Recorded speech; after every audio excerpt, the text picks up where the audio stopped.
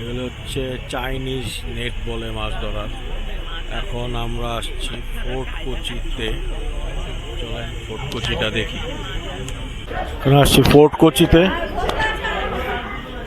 এটা হচ্ছে ফোর্ট কোচির যে বোট যেটি, টুরিস্ট বোট যেটি, সেখানে আছি। এখন 10-15 মিনিট হাঁটতে হবে।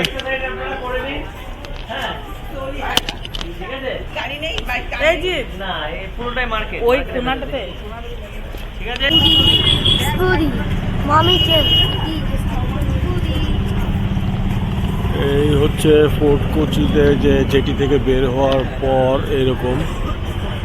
সো এখন আমরা 10-15 মিনিট হাঁটবো, তারপরে যাব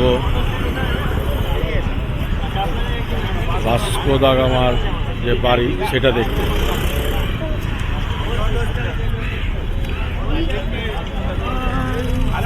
টুন্ডুর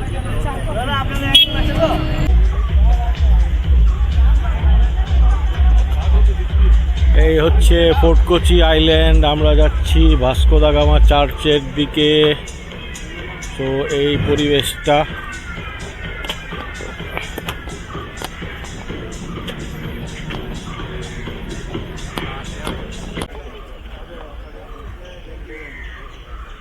এটা হচ্ছে ভাস্কো দা গামা চার্চ। এই ফোর্ট কোচি আইল্যান্ডের অন্যতম আকর্ষণ। অনেক পুরনো, 500 বছরের পুরনো মনে হয়। চলেন ভিতরে যাই, দেখি। চার্চের ভিতরে প্রার্থনা হচ্ছিল, তাই আমরা ঢুকতে পারিনি, আর ভিডিও করা এলাও না, তাই বাইরে এটা একটু দেখি। ভাস্কো দা গামা চার্চ দেখা হয়ে গেল, ফোর্ট কোচিও দেখে ফেললাম, আপনাদের সাথেও শেয়ার করলাম। এখন আবার যাচ্ছি বোটে। তো এই অংশটুকু এখানেই সমাপ্ত করছি।